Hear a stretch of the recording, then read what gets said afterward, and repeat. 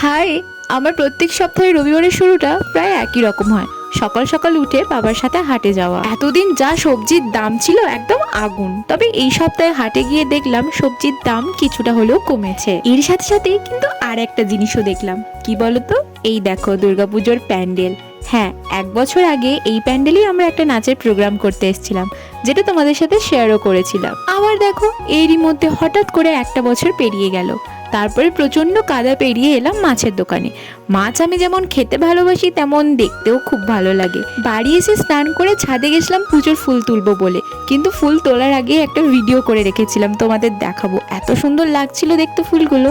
তারপর পরানো ছিল, পরিয়ে রান্নাঘরে গিয়ে দেখি মা মাছ ভাজছে, আমি একটু মাকে হেল্প করে দিয়েছিলাম। তারপর তো দুপুরে একটু ঘুমিয়ে নিয়েছিলাম, আর বিকেলের দিকে এই নাচের ভিডিওটা করেছিলাম। এটা অলরেডি আমি পোস্ট করে দিয়েছি, কেউ যদি না দেখে থাকো আমার নামের নিচে আমি অ্যাটাচ করে দিলাম, দেখে নিতে পারো। আজকের মতো এতটাই, দেখা হচ্ছে অন্য একটা ভিডিওতে। Till then stay happy and খুব খুব খুব পজিটিভ। বাই।